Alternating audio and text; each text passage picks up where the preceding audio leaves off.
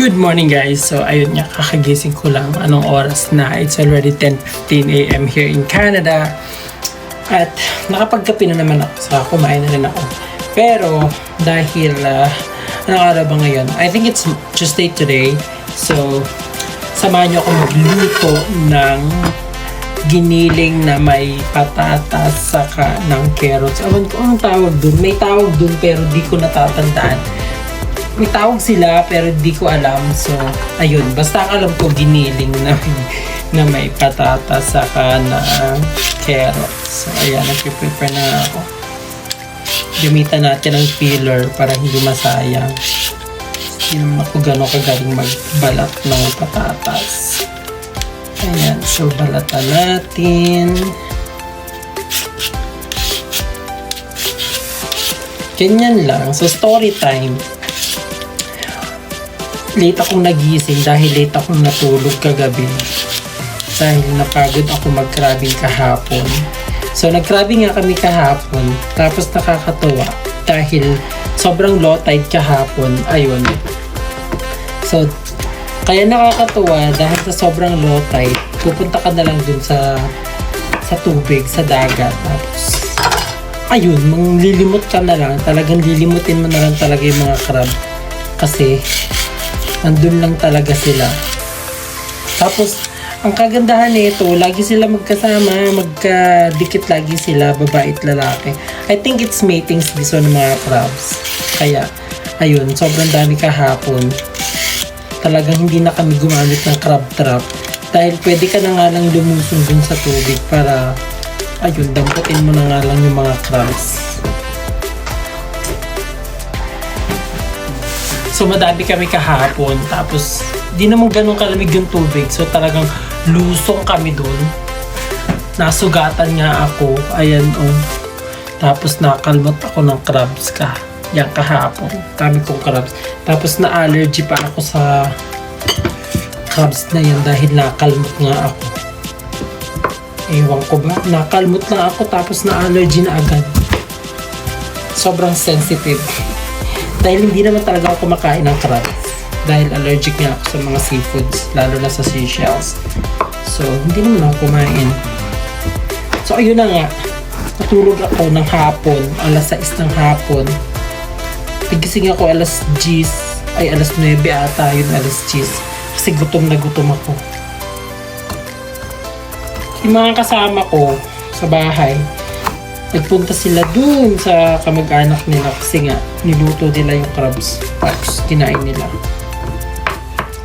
So ngayon magluluto naman tayo ng giniling ground pork with potato and carrots. Ayan.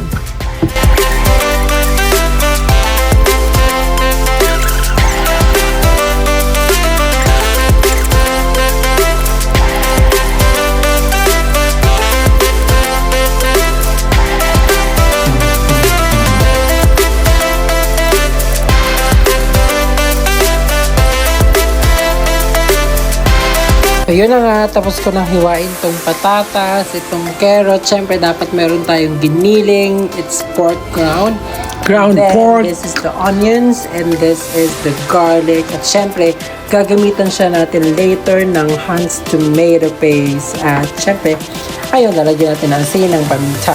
Tapos ko nang hiwain yung mga dapat kong hiwain, mag-start na tayong magluto. Ayan, so nalagay ko na yung pan. I-turn na natin ang ating fire. Let me say, kahit hanggang dyan lang yan. Pwede na yan. Tapos painitin lang natin itong pan. Okay. Sibuyas. Nagtaglag ako. Pero mag-golden brown siya.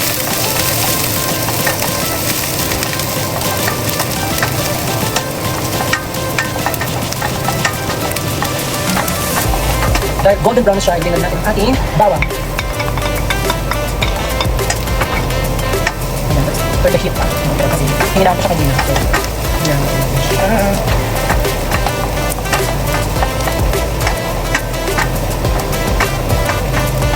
Ganyan lang. Dahil golden brown na siya, ilagay na rin natin itong ating giniling for the end. medyo process pa pala siya. Hindi ko pala siya masyadong nalalaan talaga. Ganito siya rin. Hindi pa siya masyadong nag-pro. So,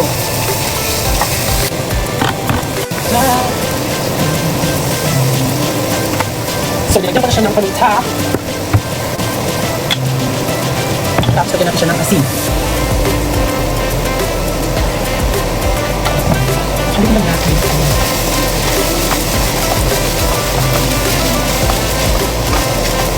Ano lang natin dapat sa tek? Tapos lagyan din natin siya ng balik sa wrap.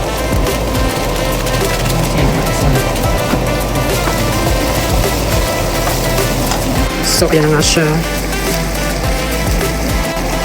Lagyan na natin siya ng tomato paste. Ayan na. 2 tablespoon. Yan, enough na yan. 2 tablespoon ng tomato paste. Ayan. Tapos ano yun natin ng dami.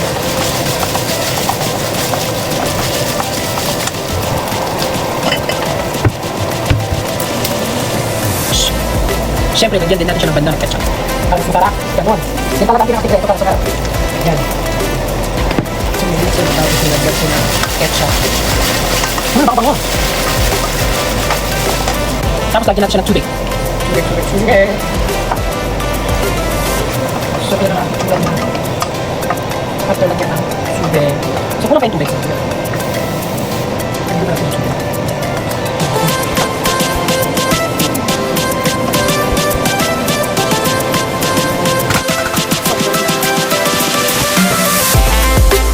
So, ayan na nga, i-check natin. Teka lang, ayan. So, ouch! Mainit. Mainit ate ko. Check natin. Ayan. Di ba? Parang ang sarap-sarap niya. Ganyan siya, te.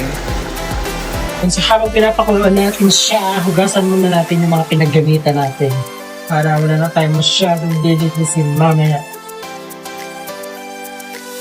So, maghugas muna tayo syempre. Ayan, hugas-hugas. Hugasan ang mga pinaggamitan para walang nakatambak na hugasin kasi mapapagalitan ng nanay, di ba? Ganun. Yung mga nanay natin, dapat laging malinis ang kusina, malinis ang lababo. Isa sa mga dapat na pinakamalinis sa parte ng bahay ang kusina kasi doon nagmumula ang lahat ng pagmamahal. Charot! Pagmamahal, charing. Siyempre, nagluluto yung mga nanay natin para pakainin tayo.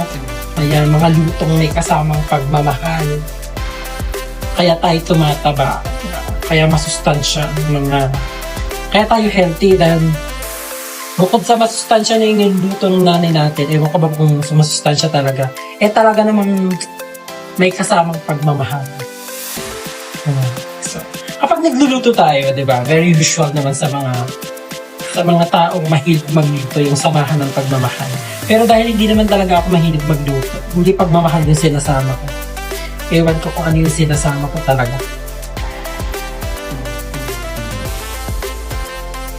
Ayan, konti lang naman yung ginamit ko, so konti lang yung hugasan natin.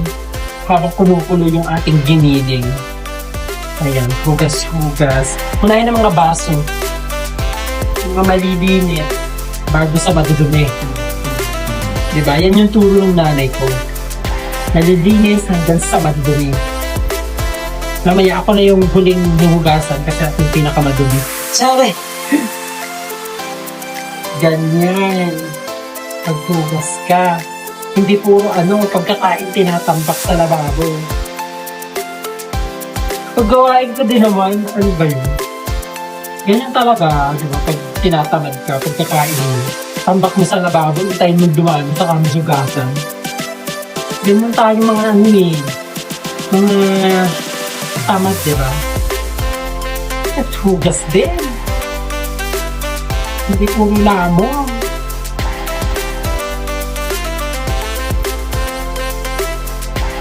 Ganyan. Hugasan mo ng maayos, dapat ka ng sabon. Dahil magagaruti ka ng nanay mo. Bawal ang may lasa at amoy sabon. Ganyan lang. Napakasimple maghugas. Yung iba, gumagamit pa ng dishwasher. Wala talaga akong tiwala sa dishwasher. Mas may tiwala ka sa sarili kong kamay. Kung nakikita mo, nalilinis mo talaga. Diba? lagyan mo. Tapos labhan mo na rin ng basahan. Hindi mo natira. Oh. Tapos tinasan mo. Kaya ako. Ganun.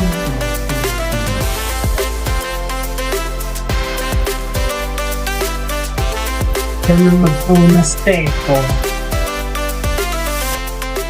Ito, lagyan na natin ang ating carrot.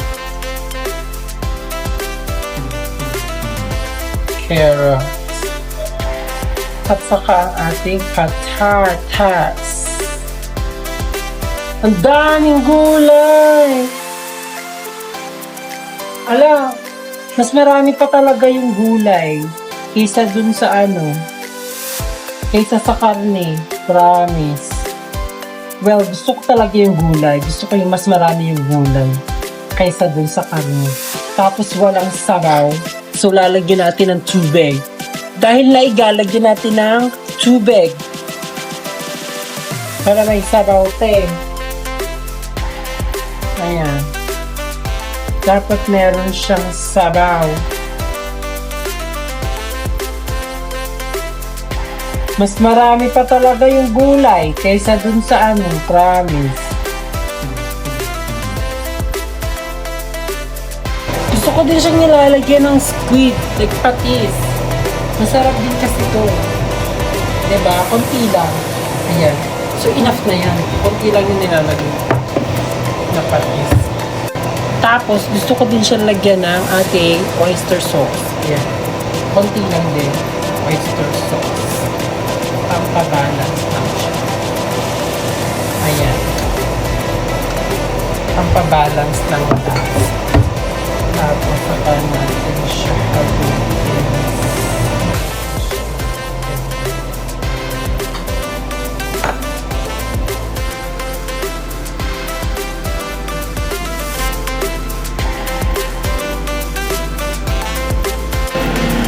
So, ayun na. Let's try. And then, ayan. So, ganda na po. Consider.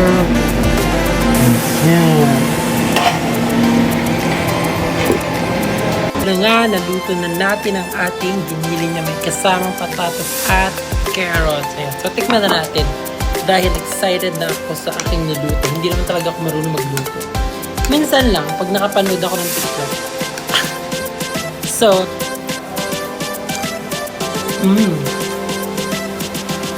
not bad. It's so good. I like it. Meron siyang konting, may konting asim na may konting tamis. Dahil nilagyan ko siya ng oyster sauce. Sakto lang yung lasa niya. Masarap naman siya. I'm so happy. So good.